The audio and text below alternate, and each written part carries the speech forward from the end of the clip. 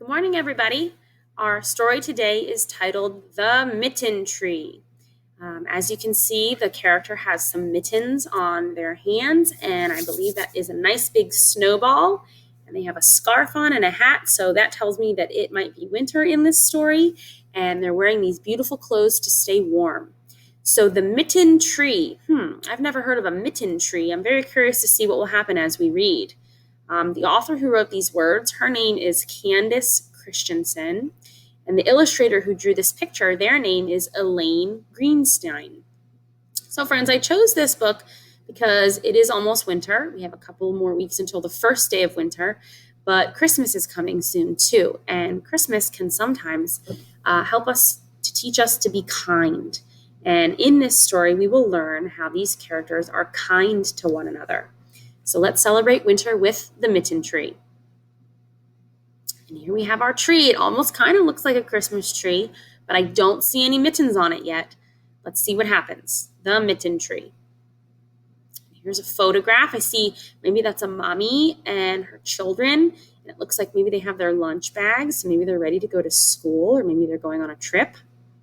I'm noticing there's some leaves on these trees, so it's not winter yet in this picture. At the end of a long lane, in a tidy little house, old Sarah lived alone. Her children had grown up and moved away, but Sarah still remembered the mornings when she walked with her children to the blue spruce tree where they waited for the school bus. Now, each morning, she opened her shutters and watched for new children to arrive. So in this photo, friends, this was long ago. Sarah was a mommy, but now her children are all grown up. So this is Sarah now. Now Sarah is a grandma. She's a little bit older. Her children have moved away, and she's looking at the children going to school. Every chilly morning, Sarah pulled on her warm coat and started down the lane.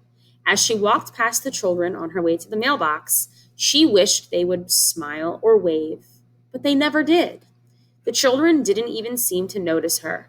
Still, when she saw them, she couldn't help but smile. Aw, friends, that tells me that maybe she's a little bit lonely. Her children don't live with her anymore, and she wants to say hello to the other children going to school, but they don't notice her. They don't say hello back. One winter morning, after the first snow had fallen, all the children were making snowmen and throwing snowballs. All except for one little boy in a blue cap and coat. Even his boots were a dark shade of blue, so he likes blue. He stood away from the others with his hands sunk deep in his pockets. When the school bus arrived, he lingered behind and was last in line. As Sarah watched the little boy climb into the bus, she could see one thing. He had no mittens. Oh no. So this illustration shows all the children are having fun. They're building a snowman. This little girl is about to throw a snowball, but here's the little boy. His hands are in his coat because his hands are cold and he has no mittens to keep his hands warm. All that day, Sarah could not stop worrying about the little boy with no mittens. Late in the afternoon, as the sky grew dark, Sarah dug through the basket of yarn scraps that she had saved for many years. She found her needles and 4 shades of blue wool. Then Sarah began to knit. Okay, so here's Sarah's house. She's knitting in her favorite cozy chair. She has a beautiful warm fire, and here's her basket of yarn. So she chose blue. I think she might make mittens for the little boy because the little boy also liked blue. Sarah worked late into the night. When the sun began to rise, she hurried to the bus stop and hung the mittens on the old blue spruce tree. From behind the hedge, Sarah watched. The little boy was the first to arrive. He saw the mittens. He reached up and tried them on. They fit. With a big smile, he made a perfect snowball and threw it high into the winter sky. It was nice, so she surprised him. So look at his smile. He looks so happy. His new mittens are beautiful. It looks like she did a beautiful blue pattern. And now the little boy can make snowballs with his friends. Soon a little girl in a red coat arrived. Her mittens did not match. That night, Sarah knitted with red yarn. Every day now, as Sarah went to the mailbox, she watched for children without mittens. Then she would hurry home and knit. Early in the morning, she would hang the new mittens on the tree. The children loved the game. Each day they would search under every branch and bow for another pair of mittens. Once or twice, Sarah thought that the boy with the blue mittens had maybe seen her, but he always looked away. So here's an illustration, friends. Sarah is knitting mittens for all the children now, and they've made it a game. She hides the mittens under these tree limbs or the branches of this beautiful tree, and every morning the children try to look for the mittens. It's very kind of her to knit these children new mittens.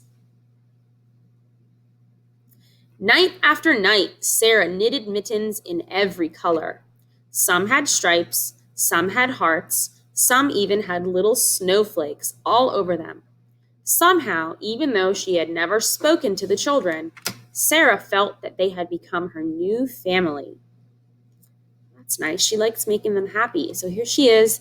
It looks like she's taking a rest. She's knitted 1, 2, 3, 4, 5 pairs of mittens, and she's working on the 6th pair in her lap. So she's working really hard, and her kitty thinks that those mittens are so cozy. So she likes making mittens for all the children. I notice her basket of yarn, friends. Her basket of yarn is getting empty. On the last day before winter vacation, Sarah awakened before dawn. She took the empty basket that had once held her yarn and filled it to the brim with mittens. Out the door and down the steps she headed. When she got to the blue spruce tree, she hung mittens on every branch.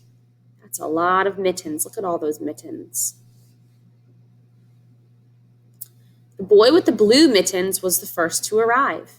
He stood very still and waited for the others. In fact, all the children stood very still for a few minutes, looking at the mysterious and beautiful Mitten Tree. Let's see what the tree looked like. Wow. It almost looks like a Christmas tree, like the mittens are the decorations. And here I see there's Sarah hiding in the bush. She's looking at the children, and the children think the tree is beautiful. They don't want to touch those mittens because the tree looks so pretty. When they boarded the bus, each child now wore a pair of mittens. Sarah watched as one by one their faces appeared in the bus windows, but still no one looked her way as she started home. So they still don't see her. They're looking out the window. Maybe they're looking at the snow or the trees, but they don't notice Sarah. But Sarah's heart was full. It was full as when the sounds of her own children had filled her house. So friends, even though the children still don't see her, she feels happy. I see a smile on her face. She's so happy that those children have new mittens. As Sarah neared her porch and climbed the steps, she saw something waiting for her. There in the corner was a basket woven with thick brown vines and decorated with a large white bow. In it were balls and balls of beautiful, colorful yarn. So friends, somebody left her a surprise. Remember when we said her basket of yarn was empty? Somebody surprised her with new yarn to knit. And take a look at her face and her hand. She's going, she feels so surprised. That's a nice present for her. I wonder who left that there at her house. To this day, Sarah knits mittens for all the children in her town. Every time her basket is empty, a new full one appears.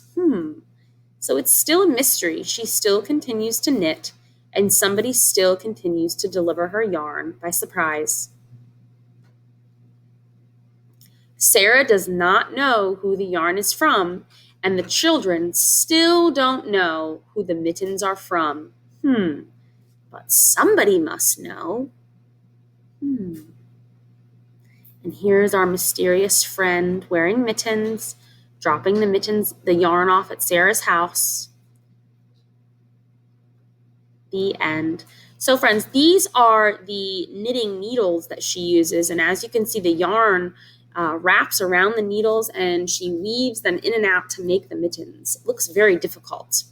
So this book was about kindness because Sarah was very kind to the children and knitted them mittens, but somebody was mysteriously kind to Sarah and they kept giving her yarn.